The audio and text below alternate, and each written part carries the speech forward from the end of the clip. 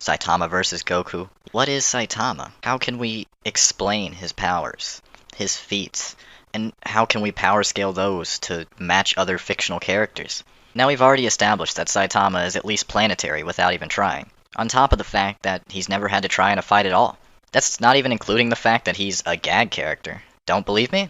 Watch this video, here's the artist and creator literally saying that he's a gag character. Come at me. Saitama was able to destroy a meteor in one punch, and if he wanted to, could have destroyed the dominator of the universe, Boros, with one punch. Saitama broke his limiter, so he's not plateaued in strength like the rest of the creatures in his universe. So even if you don't accept Saitama as a gag character, even though your opinion doesn't matter because the author said that he's a gag character, then Saitama breaking his limiter theoretically puts him in the same place as Goku in terms of theoretical power scaling, since I've been told countless times by Goku fans who tell me over and over that I'm using the no limits fallacy, but then they turn around and say that Goku has no limits because of his Saiyan blood, DNA, blah blah blah, whatever. Well, in One Punch Man universe terms, Goku's biology would allow him to surpass his limiter, similar to Saitama. Not on the basis of Saitama's biology, but on the basis of his gag. But if you don't accept his gag, it's still canon that he did break his limiter. This means that they can both grow to a theoretically infinite level in terms of power, and Saitama has already been shown to be somewhere near that level, being able to take the gravitational force of a black hole like it's nothing, meaning that Saitama was not only breaking the laws of physics, like the gag character he is, but was able to surpass the laws of physics, and move beyond the pull of the black hole, making him at least faster than light without even trying. That's using scientific standards of physics, and I just proved that Saitama's faster than light without even having to use the moon example. Saitama's limitless strength is also shown when he enters Boros' chamber, and Boros exclaims to himself, "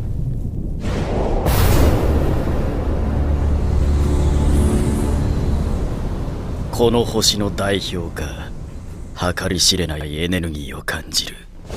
which could mean one of two things without context. It could mean that he literally cannot get a read on Saitama's power because it is so limitless and thereby theoretically infinite that he simply can't get a read on it because it'd be uncountably infinite. Or that Boros is so weak compared to Saitama that his understanding of Saitama's strength is simply so overwhelming to his senses that Saitama seems nigh omnipotent to him because of the ridiculous gap in their power levels. It's similar to how a contemporary human would view a fourth-dimensional being. This being would basically be seen as omnipotent, limitless, nigh omnipotent, whatever term you want to use to describe them with, compared to this human, even though technically a fifth-dimensional being would be infinitely stronger than this fourth-dimensional being. But then again, we know Saitama is a gag character. The artist for One Punch Man even admitted that Saitama is on his own plane,